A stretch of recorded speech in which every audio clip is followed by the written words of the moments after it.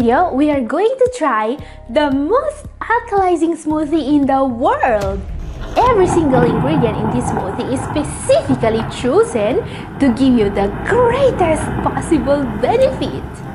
And well, the aim here is to get some of our GFR back.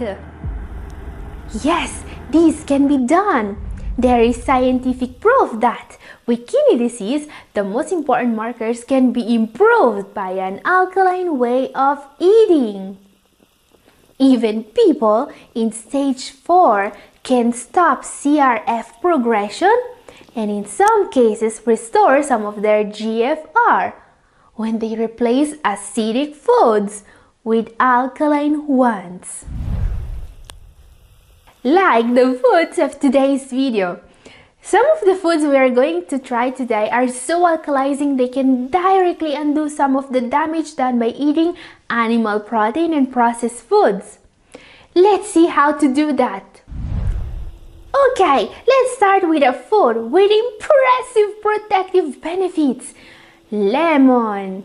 These beautiful organic lemons are some of the most alkaline fruits you can find. Yes, lemon doesn't just have a very high alkalinity for a fruit. It's also very good for you. But never discard the peel. While many people only use the juice of the lemon, according to science, the best part of the fruit is the peel. Studies have found that there are enzymes that fight hypertension in the peel of lemons, and one polyphenol in particular is also very helpful in reducing adipose tissue in those with T2D while improving insulin sensitivity. Amazing! But remember, these incredible natural compounds are mostly present in the peel, so don't throw it away. Let's add 1 medium lemon. And as I was saying, the lemon is one of the most alkalizing fruits you can find. Question: why is eating alkalizing foods so important? Well, the general population can eat high acidity foods such as meat and junk foods without immediate repercussion. Those with reduced GFR don't have that luxury. You see, the kidney is the organ in the body that's supposed to manage body acidity. When GFR is reduced, people often have difficulty maintaining proper acid-base balance in the body, which can lead to a buildup of acid in the blood, a condition known as metabolic acidosis. This will make GFR decline faster. On the other hand, studies found out that when we start replacing acid-forming foods with alkaline-producing foods, it's actually possible to stop the decline of GFR. But it's not just that. There is proof in scientific literature that some CRF sufferers, even in the advanced stages, were able to reverse the decline of GFR when they greatly reduced the acidity in their diet. We will see more about what to avoid and what to eat more of in the rest of this video. For now, consider that I have selected for this smoothie some of the most alkaline foods in the world. Yes, this will really help. Let's see the next entry now. Hazelnuts. Every smoothie needs a source of fat. It's what makes them taste good, even without added sugars. And while I always add nuts to my smoothies, hazelnuts are somehow special. A study found out that eating hazelnuts regularly may improve insulin sensitivity, cholesterol levels, and reduce inflammation markers. So let's add 1 ounce of hazelnuts, around 30 grams, to our smoothie. And while you can add many different nuts to your eating plan to achieve this result, hazelnuts are the only nuts that are significantly alkaline forming. Unlike other nuts, pecans, cashews, walnuts, pistachios, and so on, that are slightly acid forming. In fact, if we take a look at this food table, we may notice that almost all nuts have a positive PRAL score. Hazelnuts, on the other hand, have a negative PRAL score. But what does that mean? What is the PRAL score and why is it important? The PRAL score is a measurement of the amount of acid your kidneys will have to remove after eating 100 grams of a certain food. So it doesn't have to do with the taste of the food. Lemons, with their sour taste, do not produce acid in the body. They remove it. Milk, on the other hand, does produce acid in the body. If we look at this table, higher PRAL values indicate more acid is produced from that food. Negative PRAL values, like that of the foods of today's video, is actually helping the body removing acid. So this score tells us, in short, how kidney-friendly a food actually is. While it's safe to consider almost all greens very alkaline, almost all fruits alkaline, and meat and fish generally acidic, there are some surprises. Like our next entry.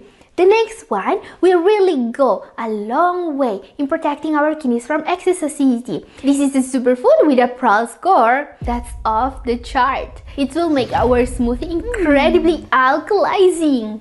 Spinach.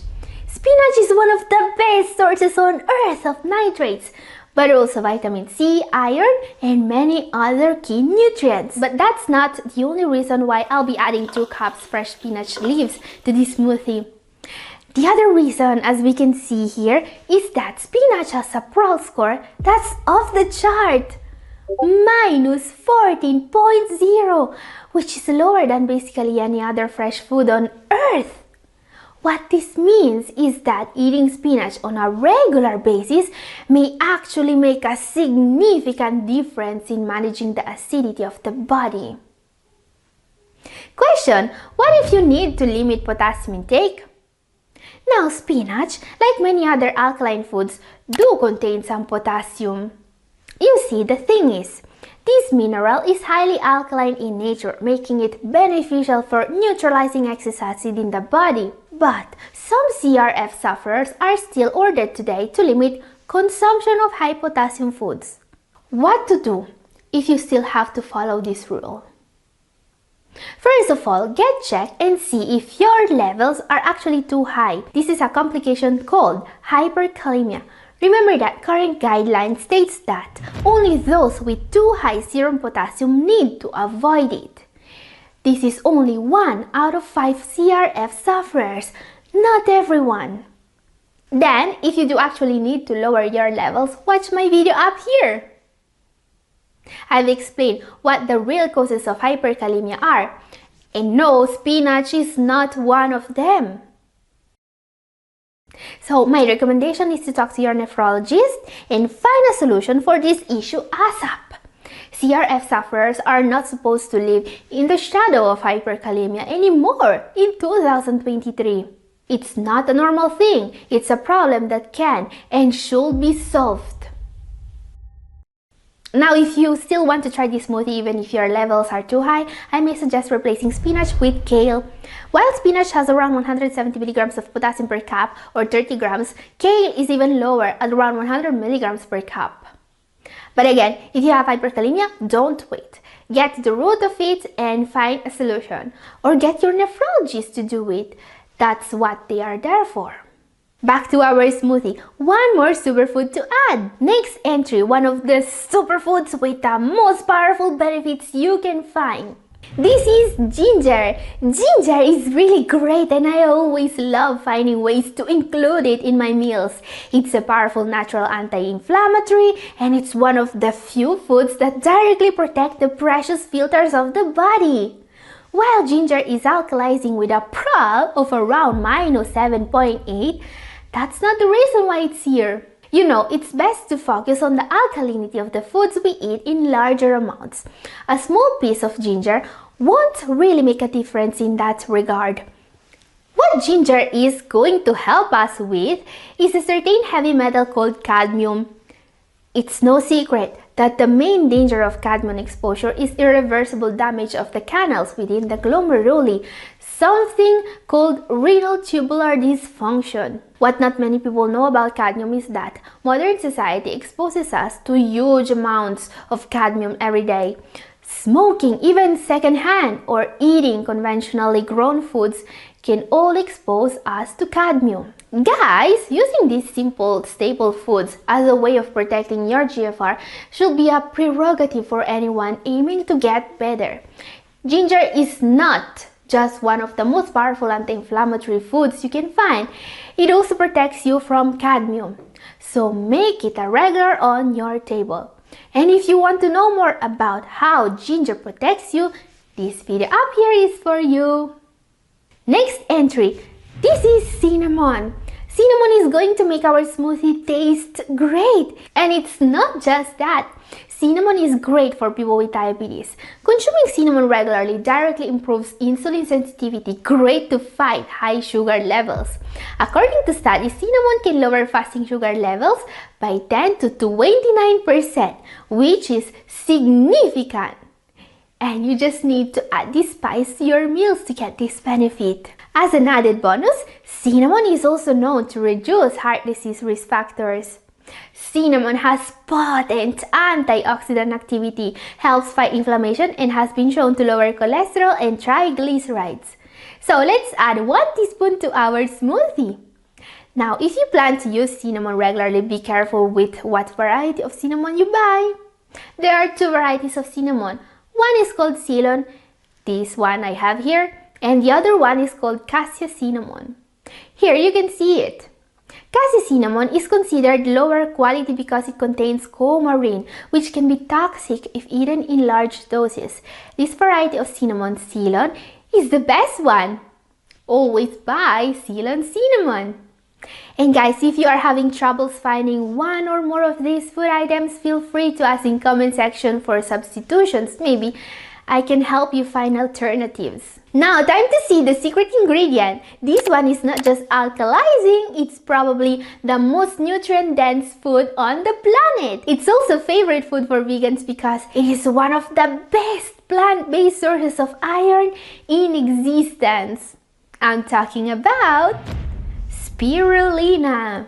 Okay, spirulina is not technically a plant. It's actually something called cyanobacteria. This is why you can get many nutrients from it that are actually not easily found in plant-based foods. From a single tablespoon, which is what we are going to add to our smoothie, you can get more than 10% of your DV for iron.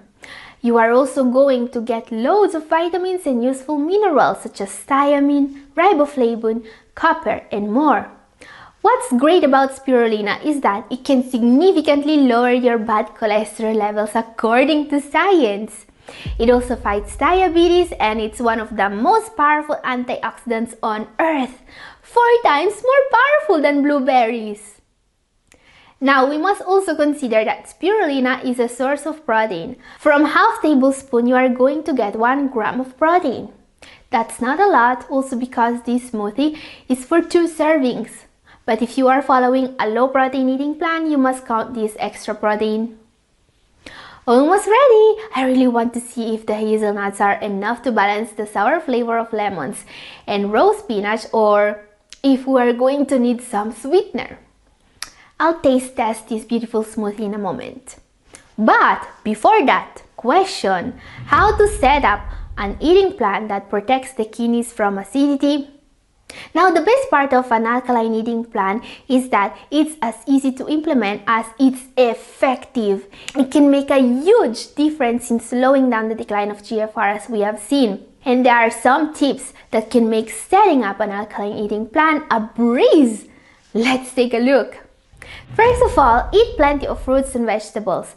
Choose a variety of colorful fruits and vegetables, especially those that are alkalizing, such as leafy greens, cucumbers, broccoli, carrots, and citrus fruits.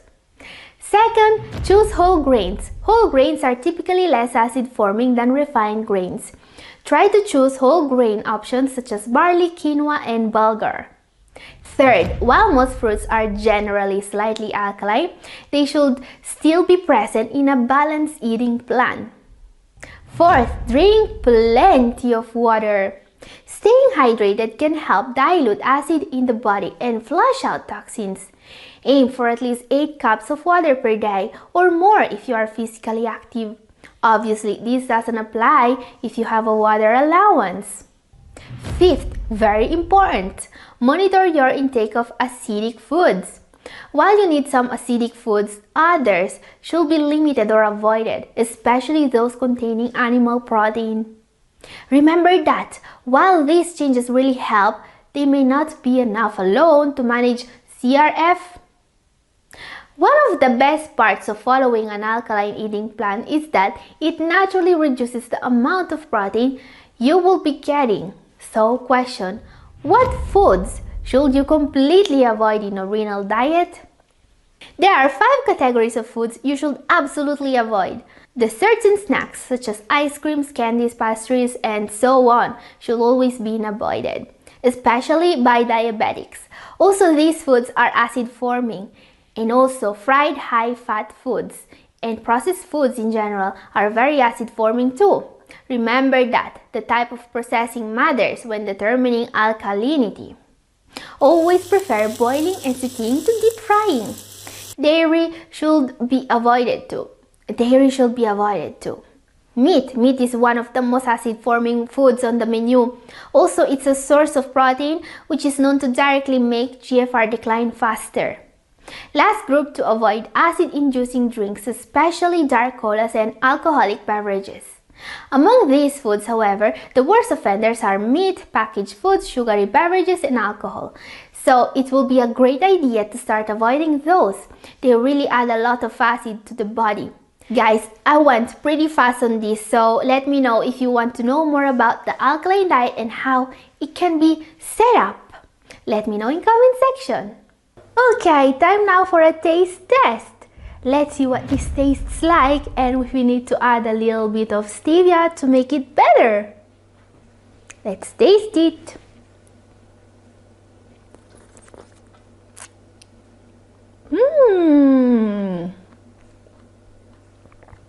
I can definitely taste the lemon in here, but I like it. No, I feel I can drink it like this without any stevia. But let me know what you think when you try this smoothie. It's good.